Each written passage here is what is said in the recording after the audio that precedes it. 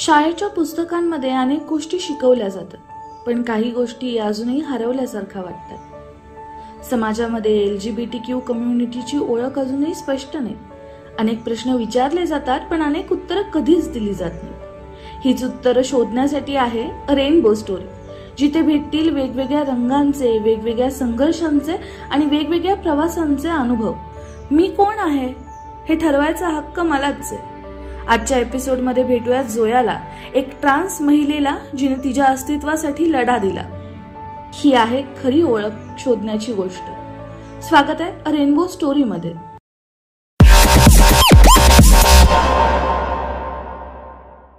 नमस्कार, तुमचं सगळ्यांचं स्वागत आहे रेनबो स्टोरी या पॉडकास्ट सिरीज मध्ये. आणि आज आपल्यासोबत जे व्यक्तिमत्व आपल्याला भेटणार ते फार खास असणार आहे. तर आज आपल्यासोबत आहे जोया ताई. खरं तर आपण तिच्याकडून तिचा प्रवास कसा होता, तिचा संघर्ष कसा होता हे ऐकणार आहोत. ती एक ट्रान्स वुमन आहे हे पण मी तुम्हाला सगळ्यांना सांगू इच्छिते. तर आपण डायरेक्ट जोया ताईशी गप्पा मारूया. जोया ताई, तुझं खूप खूप खूप स्वागत आहे आमच्या रेनबो स्टोरी या पॉडकास्ट सिरीज मध्ये. तर मला सांग, कसं वाटतंय तुला? छान वाटतंय मला, मस्त. म्हणजे काहीतरी कधीतरी एक्सप्रेस करायला भेटतंय म्हणून छान वाटतंय. दिवस कसा गेला? छान गेला, नेहमी सारखाच कामामध्ये 8 तास. मला तुझ्याबद्दल थोडं काय सांगशील? तुझा थोडा परिचय दे ना. ऍक्च्युली मायसेल्फ जोया, मी एक ट्रान्स वुमन आहे. तसं म्हणजे मी रुरल एरियातून येते, एकदम गाव एरियामध्ये, म्हणजे पुण्यातच राहते मी. जुन्नर तालुका आहे माझा, जुन्नर मध्ये माझा जन्म झाला. आणि at the time of birth की मी एक मुलगा म्हणूनच जन्माला आली. जसं की आपण म्हणजे माहित असेल सगळ्यांना तसंच, की एक मुलगा म्हणून जन्माला आली, पण माझं मन मुलीचं होतं. व्हॉटेवर ते तसं नंतर ना मग थोडे पुढे जाऊन मी सर्जरीज वगैरे केल्यानंतर ना मी माझं आयुष्य जगायला सुरुवात केली आणि आता इथपर्यंत आहे. इन शॉर्ट हे असं. हा, तुला कधी समजलं पण तुझ्याबद्दल? म्हणजे एकदा एक पॉइंट आला असेल ना जेव्हा तुला समजलं की नाही, मी मुलगी आहे ऍक्च्युअली, असं कधी समजलं? हा, मुलगी ऍक्च्युअली असा पॉइंट नव्हता आला. ऍक्च्युअली मला वाटत होतं की मी गे आहे म्हणून. पहिल्यांदा सुरुवातीला असं नव्हतं वाटत की मी मुलगी आहे. आणि पॉइंट यायचं म्हणजे की मी पहिल्यापासून मला जे माझे काम होती किंवा रोजचं चालणं बोलणं वागणं, हे सुरुवातच अशी होती की एक पर्टिक्युलर पॉइंट नाही येत की जेव्हा समजतं असं की मी एक सायन्स स्टुडंट होते. ऍक्च्युअली मी BSc ग्रॅज्युएट आहे. तर गावामध्ये शिकत असताना याच्याकडे कोणी लक्ष देत नाही.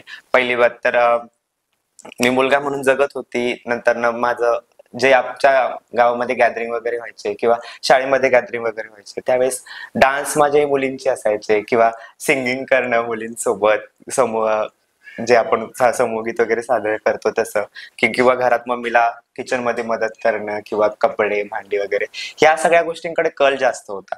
त्याच्यामुळे कुठेतरी हे समजत होतं आणि सायन्स स्टुडंट असल्या कारणाने हे समजत होतं की कुठेतरी वेगळं पण आहे. बट एक्झॅक्ट काय होतं हे मला SYTY नंतरच समजलं. त्याच्यामुळं असं एकदम नाही सांगता येणार की मला कुठल्या पॉइंटला कळलं किंवा कुठल्या इयरला कळलं, पण समजत येईल हळूहळू. पण मग असं कधी झालं का, आता शाळा कॉलेज मधली मुलं जसं चिडवतात किंवा बुली करतात, तर असं कधी तुझ्यासोबत झालं? खूपदा असं खूपदा झालं माझ्यासोबत की ज्या वेळेस गॅदरिंग असायची किंवा शाळेत म्हणा किंवा गावामध्ये, आणि त्यावेळेस मी जेव्हा डान्स करायची, जो फिमेल लुक वेअर करायची, फिमेल लुक मध्ये जो डान्स करायची, त्याच्यानंतर ना दुसऱ्या दिवशीच ह्या सगळ्या गोष्टी व्हायच्या की मला चिडवणं चालू व्हायचं की ते नकली केस काल कुठून लावली होती किंवा ते एकदम नाही का, म्हणजे ब्लाउज मध्ये काय होतं, तू काय टाकलं होतं, की इथपर्यंत या लेवलला पोरं चिडवायची, बोलायची वगैरे. मग नेहमी सारखं माझी मम्मी हिटलर होती त्यावेळेस, ती माझी मम्मी दुसऱ्या दिवशी शाळेत येणार, भांडणार, असं माझ्या मम्मीचा त्यावेळेस पासून सपोर्ट होता मला. मी एकंदरीत तुझा अप्रोच पाहते, तुझा अप्रोच खूप पॉझिटिव्ह आहे.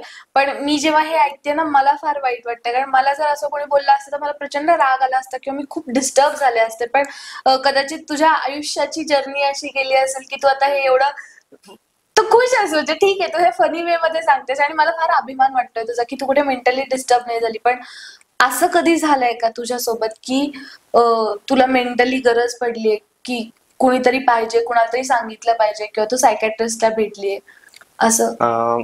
सायकॅट्रिस्टला तर म्हणजे त्यावेळेस तरी असं नव्हतं वाटत जेव्हा मी एक मुलगा म्हणून जगत होते त्यावेळेस. बट मी म्हणजे माझं ग्रॅज्युएशन कम्प्लीट झालं आणि MSc फर्स्ट इयरला मी ऍडमिशन घेतलं. 3-4 महिने मी कंटिन्यू कॉलेज केलं आणि त्याच्यानंतर ना कुठेतरी थोडंसं डिस्टर्बन्स, म्हणजे मग मेंटली मी थोडंसं डिस्टर्ब व्हायला लागले की मी का, मतलब का करते हे सगळं. मी जर आहेच नाहीये, मी जो आहे ते मी नाही जगते, तर मी का जगते, हे मला कुठेतरी प्रश्न पडायला लागले त्यावेळेस, जेव्हा मी MSc ला होते त्यावेळेस, की का तू स्टडी का करतोयस, तू कॉलेजला का येतोयस, हे सगळे प्रश्न. आणि त्यावेळेस मला असं वाटायचं. ऍक्च्युली मी 12वी नंतरच माझ्या मम्मीला सांगायला सुरुवात केली होती की मम्मी मला काहीतरी वेगळं वाटतंय, मम्मी मला नाही वाटत आहे मुलांसारखं राहावं, मुलांसारखं हे. तर त्यावेळेसपासूनच माझ्या मम्मीला मी सांगितलं होतं. तर त्यावेळेस माझा फ्रेंड किंवा कोणाला तरी एक्सप्रेस करावं, कोणाला तरी सांगावं, हे सगळं माझी मम्मी होती. आणि मी तिला सांगायचे शाळेमध्ये काय झालं, कॉलेजमध्ये काय झालं, आज काय झालं, मम्मी मला असं वाटतंय तसं वाटतं, हे सगळं मी त्यावेळेस माझ्या मम्मीला एक्सप्रेस करायचे किंवा तिला सांगायचे सगळं. आता तू मम्मीचा विषय काढलास तर मला नेमकं सांगशील का की तू जेव्हा तुझ्या मम्मी पप्पांना सांगितलं तेव्हा त्यांच्या नेमक्या काय रिएक्शन्स होत्या? म्हणजे अच्छा, म्हणजे मम्मीला तर मी सांगितलं तर तिला काय असं वेगळं नाही वाटलं. तिला मी सांगताना जसं सांगितलं की मम्मी ऑपरेशन होतं आणि मग ते ऑपरेशन करतात किंवा मेल टू फिमेल होतं, तिला सांगताना जसं सांगितलं. आणि तिने, आता आई आहे ती शेवटी, तर तिने असं हसण्यावारीच नेलं की हा आपण करू, मग असं आपण करू असं. पण जेव्हा मी माझ्या पप्पांना सांगताना एक पर्टिक्युलर दिवस निवडला होता, माझ्या म्हणजे वाढदिवस होता माझा, आणि वाढदिवसाच्या दिवशी मी असं ठरवलं होतं की माझ्या पप्पांना मी सांगेन. आणि त्या दिवशी सांगितलं होतं तर माझे पप्पा म्हणजे रागावलेले माझ्यावर की असं काही नसतं, मूर्ख आहे का तू. आणि मी त्यांना सांगताना असं नव्हतं सांगितलं की मी एक ट्रान्स वुमन वगैरे आहे किंवा मला स्वतःला एक वुमन, मी असं सांगितलेलं की मी हिजडा आहे वगैरे. आणि कारण त्यावेळेस प्रॉपर नॉलेज मला पण नव्हतं त्या गोष्टींचं, आणि मला तेच माहिती होतं ऍक्च्युली. आणि मग माझे पप्पा खूप रागवलेले, असं कुठे असतं का. आणि मग त्यावेळेस त्या दिवशी पुरतं ते रागवलं होतं, असं नसतं, तू मूर्ख आहेस, तुला समजत नाही अजून, तुला अक्कल नाही, असं बोलून त्यांनी तो विषय तिथे स्टॉप केला होता. मला एक महत्वाचा प्रश्न विचारायचा आहे तुला. तू घरातला, जन्माला येताना तू घरातला मोठा मुलगा होतीस, त्यामुळे आई वडिलांच्या तुझ्याकडून बऱ्याच काही अशा अपेक्षा असणार आहेत. त्यात तू हुशार, स्कॉलर, टॉपर, MSc केलंस तू. तर असं वाटतं का तुला की कधी कधी त्यांच्या अपेक्षा इनजस्टिस झालं किंवा काय झालं, किंवा असं काय वाटतं का? का still you are that strong? म्हणजे तुला काय वाटतं ते सांग. ऍक्च्युली मी जे MSc कम्प्लीट नाही केली, MSc 4-5 महिने मी MSc कंटिन्यू केली, MSc फर्स्ट. आणि तिकडनं नंतर मी जेव्हा डिस्टर्ब झाली, ते एवढे मेंटली डिस्टर्ब झाले होते की मी घर आणि MSc ऍट अ टाइम सोडून दिली. कॉलेज पण सोडलं आणि 2-3 दिवसात मी घर पण सोडलं. त्यावेळेस मम्मीला लिटरली सांगितलेलं की मी घर सोडून चालली, मला शिकायचंही नाही आणि घरात राहायचंही नाही, असं असं जगायचंच नाही मुळात.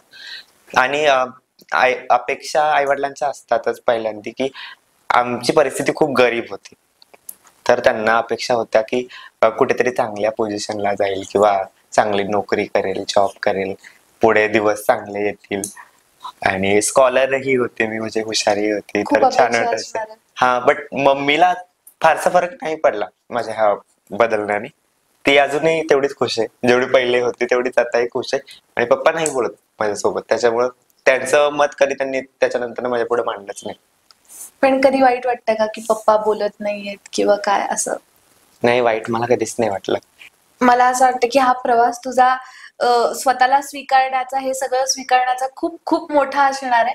पण मला तुला हा प्रश्न विचारायचा आहे की तुला नेमकं स्वतःला कधी वाटलं की ही जी मी आहे ना, ही मी आहे प्रॉपर, ही मीच आहे आता, असा क्षण कधी आला तुझ्या आयुष्यात? अच्छा, ऍक्च्युली मला थोडी थोडी ते जेव्हा मी घरात किंवा शाळेमध्ये जेव्हा साडी घालून डान्स करायचे, तर त्यावेळेस मला वाटायचं की मी म्हणजे पुरुष आयुष्य मी वर्षभर जगायचे, पुरुषाचं आयुष्य, एका मुलाचं आयुष्य. आणि त्या 5 मिनिटाच्या डान्समध्ये किंवा त्याच्या अगोदरच्या त्या 15 मिनिटाच्या ड्रेपरीच्या सेशन मध्ये मी त्यावेळेस फिमेल बनून जायचे, आणि त्यावेळेस मला खूप छान वाटायचं. आणि मला त्यावेळेस असं वाटायचं की नाही, हेच आयुष्य जर मला म्हणजे संपूर्ण दिवस रात्र किंवा 12 तास किंवा आयुष्यभर मला जर असा लुक भेटत, तर मी किती आनंदी राहीन. त्यावर तो 1 तास, तो 15 मिनिटं, तर अर्धा तास माझ्यासाठी खूप आनंदी असायचा, खूप. आणि त्याच्यानंतर ना मी एक भारुड, माहिती असेल भारुड तुम्हाला, भारुड मराठी संस्कृतीमध्ये जे लोककला आहे ती, ज्याच्यामध्ये एक पुरुष स्त्रीचा वेश धारण करून नृत्य करतात, किंवा ट्रान्स समाजाचे किंवा किन्नर समाजाचे लोक त्याच्यामध्ये परफॉर्मन्स करतात. तिकडे मी कॉन्टॅक्ट करून एकदा शो साठी गेली होती. त्यावेळेस मला वाटलं की हा हीच आहे मी आणि आता मी अशीच राहणार. मला फार छान वाटतंय, कारण कसं असतं, आपण एका कायम दबावाखाली जगत असतो की मी हे, आणि तुझा तो 5 मिनिटाचा आनंद कदाचित मला कळणार नाही, पण तुझ्या चेहऱ्यावर जो आनंद दिसतोय तो नक्कीच आम्ही समजू हो, शकतो. 5 मिनिटाचा म्हणजे दबाव म्हणजे की लिटरली ज्या वर्षीपर्यंत मी ऍज अ बॉय म्हणून जगत होते त्या वर्षीपर्यंत मला समोरून एखादा व्यक्ती जरी आला तरी स्वतःला पहिले सांगायला लागायचं मला की तू मुलगा आहेस. भले सगळ्यांसाठी मी मुलगाच होती, पण मला स्वतःला अंतर्मनातून सांगायला की तू मुलगा आहेस, आता तुला मुलासारखं वागायचं, तुझे हात प्रॉपर मुलासारखेच हल्ले पाहिजेत किंवा तुझी चाल प्रॉपर मुलासारखीच दिसली पाहिजे, शाळेत जाताना तू मुलासारखं चालायचं. बर्डन समाजाचं कमी, बट स्वतःच्या त्या लिंगभेदाचं जास्त होतं. मला तुला हे विचारायचं की तुझ्यासाठी स्त्रीत्व म्हणजे काय नेमकं? अच्छा, स्त्रीत्व, आता पहिली गोष्ट तर तुम्ही एक लेडीज आहात, स्त्री आहात, मी तुम्हाला विचारेल स्त्रीत्व म्हणजे काय.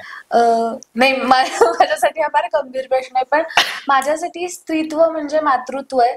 कारण मी त्या फेज मध्ये नाहीये, पण माझ्यासाठी मातृत्व आहे. कारण मी माझ्या आईला बघते, माझ्या आजीला पाहिलंय, तर मला ते जे प्रेम दिसतं ना, ते त्या स्त्रीत्वात आहे आणि माझ्यात पण आहे. म्हणजे मला जेव्हा आता माझं मांजर आहे, एक डॉग आहे, तर मला ते प्रेम दिसतं, मला ते जाणवतं. तर मला तुझ्याकडून ऐकायचं की स्त्रीत्व म्हणजे तुझ्यासाठी पहिल्यांदा म्हणजे की किन्नर समाजाच्या लोकांना किंवा ट्रान्स असेल किंवा मेल टू फिमेल जे ट्रान्झॅक्शन करतात की त्यांच्यासाठी स्त्रीत्व म्हणजे साडी घालणं, स्त्रीसारखं दिसणं, हे प्रायोरिटी गोष्ट आहे की हे पहिल्यांदा येतं की याला स्त्रीत्व. कारण का एखादी मुलगी जन्मते किंवा एखादी लेडी जेव्हा जन्म घेते तेव्हापासनं मरेपर्यंत ती एक स्त्री म्हणून जगते, बरोबर. तिला लेडी सारखे कपडे घातले जातात, लेडी सारखं तिचा मेकअप असतो, तिची हेअरस्टाईल लेडी सारखी असते आणि आम्हाला या सगळ्या गोष्टींची वाट पाहावी लागते कुठेतरी जाऊन. जे नॅचरल स्त्रीत्व असतं ते खूप वेगळं आहे आणि आमचं स्त्रीत्व हे आम्हाला विकत घ्यायला लागतं. जसं की आमचे सर्जरीज आहेत, आम्हाला याची खूप मोठी किंमत मोजवायला लागते ह्या स्त्रीत्वाची. म्हणजे ही साडी घालण्यापर्यंत किंवा हे साडी घालण्याचं जे स्त्रीत्व आहे, एक साडी घालून आम्ही जेव्हा स्त्री दिसतो त्याच्यासाठी आम्हाला फॅमिली सोडायला लागते, स्वतःची इज्जत सोडायला लागते, फॅमिलीची इज्जत असते, त्याच्यानंतर ना एवढे लाख लाख रुपयांचे ऑपरेशन आहेत, आम्हाला प्रत्येक गोष्ट अशी विकत भेटते आणि त्याच्यानंतर ना आम्हाला भेटतो फक्त अपमान.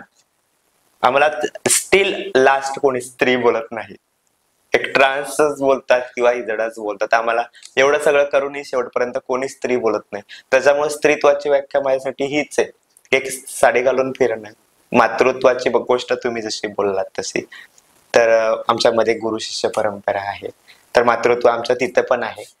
बट ममता मातृत्व हे स्त्रीमध्ये पण असतं, पुरुषामध्ये पण. पुरुष पण मातृत्वाने प्रेम करू शकतो आपल्या पुरुषा बालकाला. बट म्हणून माझ्यासाठी स्त्रीत्व म्हणजे की साडी घालणं किंवा स्त्रीसारखं दिसणं हे एखाद्या पुरुषाला किंवा एखाद्या किन्नरला ती व्याख्या असू शकते की त्याला स्त्रीसारखं दिसणं हे स्त्रीत्व आहे. आता आपण एवढ्या वेळ सर्जरीज बद्दल बोलत होतो, तर मला थोडं सांगशील का की कशा प्रकारच्या सर्जरीज असतात किंवा काय सर्जरीज असतात? अच्छा, आपण मेल टू फिमेल किंवा म्हणजे ट्रान्सजेंडर मध्ये 3 प्रकार येतात. तर मी पर्टिक्युलर स्वतःबद्दलच सांगते, I am a trans woman. तर फक्त ट्रान्स वुमनचं म्हणायला जाल तर आम्ही बायोलॉजिकल मेल असतो किंवा जन्मजात आम्हाला जे लिंग असतं ते पुरुषाचं असतं किंवा आमची जी बॉडी शरीराच्या असते ती पुरुषाची असते. त्याच्यानंतर कुठेतरी पर्टिक्युलर एज नंतर हार्मोन्स थेरपी आम्हाला जी HRT असते ती स्टार्टअप करावी लागते. त्याच्यानंतर आमची हार्मोन लेवल जी आमच्या बॉडीमधले फिमेल हार्मोन आहेत ते कुठेतरी लेवलला टाईप करून त्याच्यानंतर मग आम्हाला टॉप सर्जरी असेल, म्हणजे ब्रेस्ट इम्प्लांटेशन असेल किंवा वजायनोप्लास्टी ज्याला आपण SRS म्हणतो, या सर्जरी परफॉर्म कराव्या लागतात.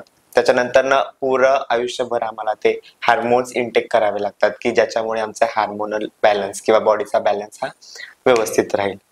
तर त्या 2 मोस्ट ऑफ सर्जरी येतात मेल टू फिमेल मध्ये. आणि एक व्हॉइस सर्जरी, व्हॉइस फेमिनायझेशन, ते रेअर कोणीतरीच म्हणजे रेअर करतात, मोस्ट ऑफ नाही करत. आणि ह्या सगळ्यासाठी नेमका खर्च किती येतो? व्हॉइस फेमिनायझेशन 1-1.5 लाखापर्यंत जाते. जशी टॉप सर्जरी ब्रेस्ट इम्प्लांटेशन पण आपण पाहाल तर 90,000 आहे. सिलिकॉन इम्प्लांटेशन असेल किंवा जेलिकॉन इम्प्लांटेशन असेल त्याला खूप 1.5 लाख 2 लाख पर्यंत ते, आणि SRS पण 5 लाख 6 लाख पर्यंत. म्हणजे मोस्ट ऑफ पूर्ण आम्हाला एक फिमेलचं शरीर मिळवायचं असेल तर 8 9 10 लाखापर्यंत खर्च होऊन जातो असा. एवढं सगळं करून समाजाची वागणूक भेटते तुला, ते खूप महत्वाचं. एवढं सगळं करून पण आम्हाला स्त्री कोणी म्हणत पण नाही. अशी वागणूक देणाऱ्या लोकांना नेमकं तू काय सांगू पाहतेस? म्हणजे तुला काय सांगावं असं वाटतं जी लोक अशी वागणूक माझ्या देतात? पॉइंट ऑफ व्ह्यू ने पाहाल तर ते लोक लोक लोक नाहीच आहेत माझ्यासाठी. मुळात मी त्यांचा विचारच करत नाही. मी हे जगते, मी स्वतःसाठी जगते. जिथे मी माझ्या वडील माझ्याबद्दल काय विचार करतात मी त्याचा कधी विचार नाही केला, तर मी त्या लोकांचा पण नाही विचार करत की जे मला नावं ठेवतात, की जे पाठीमागून मला काहीतरी बोलणार आहेत. मला याच्यासाठी मी विचार केलाच नाहीये. मी स्वतःच्या जन्मदात्या बापाला कधी हा प्रश्न नाही विचारला की पप्पा तुम्हाला काय वाटतंय. कारण का मी आज वाट पाहते, मला आजही इच्छा आहे की त्यांनी मला ऍक्सेप्ट करावं, त्यांनी माझ्याशी बोलावं, जशी मम्मी बोलते तसे पप्पांनीही बोलावं. बट मी त्यांना फोर्स नाही करू शकत ह्या गोष्टीसाठी, आणि मी त्यांना त्रासही नाही देते की तुम्ही मला घरात घ्या, तुम्ही माझ्याशी बोला, तुम्ही मला मदत करा, नाही. आणि मला अशा लोकांना हेच सांगायचंय की प्रत्येकाचे दिवस येतात. कालपर्यंत आमची लोक फक्त सिग्नलला होती, कुठेतरी प्रॉस्टिट्यूशन मध्ये होती.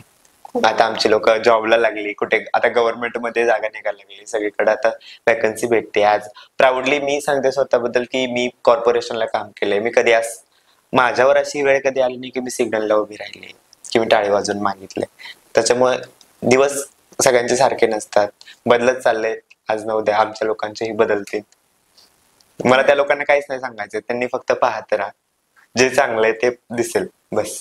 तर ताई, मला तुला हा प्रश्न विचारायचा की असे काही गैरसमज आहेत हिजरा कम्युनिटी बद्दल, म्हणजे तू दूर करू पाहतेस किंवा तुला असं वाटतं की हे लोकांनी ह्या नजरेने नाही बघितलं पाहिजे? अच्छा, ऍक्च्युअली गैरसमज आपण जसं म्हणतो की म्हणजे लोकांच्या दृष्टिकोनातून ते गैरसमज आहेत. पहिली गोष्ट मी हे सांगू शकते की ते आमच्यासाठी गैरसमज नाहीयेत, समोरच्याला वाटतात ते गैरसमज आहेत. आणि गैरसमज म्हणजे भरपूर सारे आहेत की हे लोक पैसेच मागतात, आणि मग हे लोक काम का नाही करत, किंवा XYZ की हे लोक म्हणजे पुरुषासून साडी का घालतात, मग त्यांनी पुरुषाची जिंदगी जगली पाहिजे, मग जर देवाने त्यांना पुरुष बनवलं तर मग त्यांना स्त्री का बनायचंय. हे खूप सारे प्रश्न पण पडतात. आणि जे लोकांसाठी गैरसमज पण आहेत की पुरुषासून साडी घालतो म्हणजे हा गैरसमज झाला, का घालतो हा प्रश्न झाला. बट लोक त्याच्या मागचं उत्तर नाही सापडत आहे, किंवा तो गैरसमज दूर करायचा प्रयत्न नाही करत की का मागतात. आपण बघतो की सिग्नलला आपल्याला मोस्ट ऑफ हिजडे दिसतात, किंवा ट्रेन मध्ये आपल्याला लोक दिसतात आमचे, आणि मग आपण जातो की पटकन की नको बाबा माझ्यापाशी येऊन उभं राहील म्हणून साठी आपण आधीच 10 रुपये 5 रुपये काढून ठेवतो की नको पटकन देऊन पटकन तो गेला पाहिजे. बट काही लोक असे आहेत की थांबून त्यांना उलट प्रश्न बोलणार की कामधंदे करा, किंवा आता कामं भेटतायत कामं करा. बट त्यांना हे नाही विचारलं की तू का मागतोयस काम, तुझं एज्युकेशन काय आहे, कुठून आलायस, खाल्ले का पिल्ले का. मी म्हणेन तुम्ही भलेही सजेशन करू नका, पण तुम्ही वाईट बोलू नका त्यांना. आणि हे गैरसमज नाहीयेत, आमच्या लोकांना कामं नाहीयेत. सगळ्यात पहिली गोष्ट, घर ज्यावेळेस सोडतो त्यावेळेस त्याच्याकडे पुरुषाचे डॉक्युमेंट्स असतात, बरोबर. त्याच्यानंतर ना आफ्टर सर्जरीज, सर्जरी म्हणण्यापेक्षा साडी घातल्यावर आमच्या दृष्टीने आम्ही स्त्री झालो. लोकांना वाटते सर्जरी झाल्यावर झालो, ठीक आहे, ती गोष्ट वेगळी झाली. मेडिकल दृष्ट्या की जेव्हा सर्जरी होतो तेव्हा आम्ही स्त्री होऊन जातो. बट जेव्हा आम्ही साडी घालतो तेव्हा आमच्यासाठी आम्ही स्त्री होतो. आणि त्यावेळेस आम्हाला स्त्रीचे डॉक्युमेंट्स कोण देणार? रदर दॅन आम्हाला एक साधा आधार कार्ड सुद्धा स्त्रीचं त्यावेळेस भेटायचं का? नाही भेटायचं. आम्हाला एक गव्हर्नमेंटची आयडेंटिटी म्हणून दाखवण्यासाठी काहीच नव्हतं की आम्ही एक वुमन आहे किंवा एक स्त्री आहे म्हणण्यापेक्षा की आम्ही एक हिजडा आहे हे दाखवण्यासाठी पण आमच्याकडे काही नव्हतं, की आम्ही एक ट्रान्सजेंडर हे दाखवण्यासाठी पण काही नव्हतं. त्या व्यक्तीने कसं काम करायचं आणि कुठल्या बेसवर काम करायचं, काय म्हणून काम करायचं. आजकाल वॉचमनिंग करायला किंवा हाऊसकीपिंग करायला पण 10th पास एज्युकेशन लागतं, आणि त्या पासिंगसाठी पासिंग सर्टिफिकेट कोणाकडे असतं. मग ती मजबुरी असते, किंवा ते असतं की लोक काम नाही करत आणि भीक मागतात, तर त्याच्या मागचं कारण ते असतं. त्यांच्याकडे प्रॉपर डॉक्युमेंटेशन नसतं, त्यांच्याकडे प्रॉपर एज्युकेशन नसतं, आणि त्यामुळे त्या लोकांना कोणाला वाटतंय का भीक मागावं, जाऊन टाळ्या वाजावं, लावजी भैया देवजी भैया 10 रुपये केले, कोणाला वाटतं भीक मागावं. सगळे प्रॉपर मुलगा म्हणून जगलेले असतात, आणि तो मुलगा म्हणून जगणं त्यांचं आयुष्य त्यांना माहिती असतं. एखाद्या पुढं भीक मागायची जर गोष्ट असती तर त्यांनी आईबापांपुढेच मागितली असती भीक, पण जी भेटत नाहीये, प्रेमाची भीक तिथं भेटली नाही म्हणून साठी रस्त्यावर रुपयाची भीक मागून आमचे लोक दिवस काढतात. आज मी इथं बसून 2 शब्द सांगते, मला वाटतं मी म्हणते लेक्चर ठोकते, पण तिथं माझ्या बहिणी आता सुद्धा उभ्या असतील वाट पाहत की कोणतरी 200 रुपये हातात देईल, कोणतरी 100 रुपये हातात देईल, का आता पोट भरायचंय, लाखोंच्या सर्जरी करायच्यात.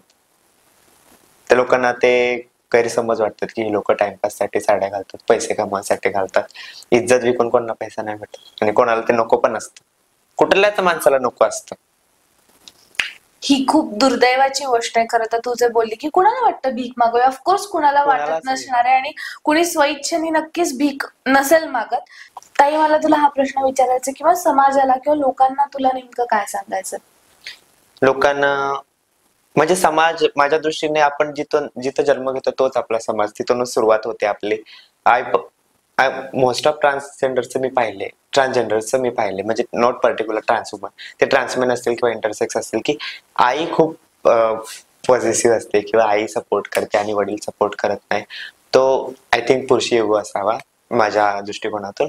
बट मला असं वाटतं की समाजामध्ये आपल्या मुलाला आपण जर अस्तित्व दिलं किंवा आपल्या मुलाला आपण जर एक्सेप्ट केलं, पहिला आपल्या कुटुंबाने जर एक्सेप्ट केलं ना, तर बाकी समाजासोबत लढायची ताकद डबलीने होते. आणि जर तुम्ही तुमच्या मुलाला कुटुंबात, घरात जर एक्सेप्ट केलं ना, तर तो दुसऱ्यांच्या दारात जाणार नाही ऍक्च्युली भीक मागण्यासाठी. कारण का त्यावेळेस त्याला स्वतःचं अस्तित्व असणार आहे, स्वतःचे आई वडील असणार आहेत, स्वतःचं डॉक्युमेंट, स्वतःचा आधार, सगळं स्वतःचं असणार आहे. त्याच्यामुळे त्याला हा स्ट्रगल खूप कमी होईल. तर मला असं वाटतं की समाजामध्ये जे पण पॅरेंट्स असतील किंवा जे पण ट्रान्सजेंडर लोकांचे पॅरेंट्स असतील किंवा ज्यांना माहित नसेल आपल्या मुलाबद्दल, त्यांनी प्लीज आपल्या मुलाबद्दल आधी समजून घ्या. जग काय आहे, उगाच बाहेर जाऊन 4 टाळ्या मारून भीक मागण्यापेक्षा स्वतः त्याला शिकवा आणि स्वतःच्या पायावर उभं करा. माझ्यासारखं त्याचं एज्युकेशन तरी व्हायला जाणार नाही ऍटलिस्ट. कारण किन्नर, हिजडा किंवा एखादा ट्रान्स हा कोणाच्या ट्रान्सच्या पोटाला जन्माला येत नाही. हिजडे के पेट में हिजडा नाही जन्मता, कारण का आम्ही नपुंसकलिंगी आहोत, आम्हाला पोरं होत नाही. तुमच्यासारखे जे स्वतःला स्ट्रेट लोक बोलवतात ना की आम्ही स्ट्रेट आहोत, सो कॉल्ड स्ट्रेट, त्या लोकांच्या पोटालाच ट्रान्स जन्माला येतात. आणि उद्याही तेच होणार आहे आणि इथून मागेही तेच झाले. हिजड्याच्या पोटाला हिजडा नाही येत, स्ट्रेट लोकांच्या पोटालाच हिजडा येतो, स्ट्रेट लोकांच्या पोटालाच ट्रान्समेन येतो, इंटरसेक्स येतो. तर हे तुमच्याच पोटाला येणार आहे. त्याच्यामुळे मला वाटतं की लोकांनी हे समजून घेतलं पाहिजे की आज ना उद्या कुठेतरी ह्या सगळ्या लोकांची सुरुवात किंवा ह्या सगळ्या कम्युनिटीची किंवा ह्या सगळ्या जे ट्रान्स जो पर्टिक्युलर भाग आहे याची सुरुवात आपल्यातूनच होणार आहे कुठेतरी. मग त्याची वाट कुठे दाखवायची, एक भीक मागायकडे की शिक्षणाकडे, स्वतःच्या स्वकमाईकडे दाखवायची, हे त्याच्या आई वडिलांनीच मला वाटतं ठरवावं. उद्या जाऊन तुमचं नाक तुम्हाला वाटतं की आमचा पोरगा आमचं नाक काटेल किंवा आमची पोरगी आमचं नाक काटेल, त्याच्यापेक्षा तुम्ही तुमचं नाक किती सरळ ठेवताय, तुम्ही तुमच्या मुलाला, तुमच्या मुलीला किती सरळ ठेवताय आणि कुठेपर्यंत तुम्ही इज्जत देताय. तुम्ही इज्जत दिली तर ऑब्व्हियसली जग त्याला इज्जत देणार. आणि एखाद्या मुलाला, एखाद्या ट्रान्सला, हिजड्याला ज्यावेळेस आईबाप इज्जत देतात ना, त्यावेळेस त्याला समाजाची गरज पडत नाही की लोकांनी मला काय म्हणा. तो स्वाभिमानाने सांगू शकतो मी माझ्या घरात जाते, उठते, बसते, बोलते. आणि हे खूप महत्वाचं आहे. आणि हे खूप काही सारी म्हणजे एक प्रॉपर्टी आपण जी म्हणतो ना, आमच्या लोकांसाठी आमची प्रॉपर्टी म्हणजे आमचे आईबाप आहे फक्त. किती घर आहे, किती तोळा सोने, त्याला कोणी विचारत नाही. तुझे घरवाले बोलते ए बहन तेरे फैमिली वाले तेरे से बात करते क्या, तेरे माँ बाप बात करते का, हे खूप महत्वाचं आहे आमच्यासाठी. आणि ते क्वचित एखाद्याचा नशिबाला भेटतं, क्वचित. तर मला समाजात एवढं सांगायचंय फक्त की तुमच्या पोटाला, तुमच्या नशिबाला असं जर कोणी आलं तर प्लीज त्याला घराच्या बाहेर काढून दुसऱ्याच्या दारात उभं करू नका. तुम्ही ते आले तसं ऍक्सेप्ट करून पुढे जा बस. छान अशा गोडुल्या नोटवर हे कॉन्व्हर्सेशन एंड करूयात. आणि सगळ्यात महत्वाची गोष्ट मला ह्याच्यातून अनुभवली ती गोष्ट आहे की माणूस म्हणून जगणं फार गरजेचं आहे. आपण माणूस म्हणून सगळं बघणं गरजेचं आहे. आणि माणूस म्हणून ज्या सगळ्या भावना आहेत ना, त्या सगळ्या भावना प्रत्येकाला असतात, जसं तिला आहेत, जसं मला आहेत. आणि ह्याच नोटवर आपण हा पॉडकास्ट एंड करू. आपल्या गाव पातळीवरच्या बातम्यांचा आढावा घेण्यासाठी कर्कम दर्शन न्यूज चॅनलला सबस्क्राईब करा आणि बेल आयकॉन वरती क्लिक करून नोटिफिकेशन ऑन करा.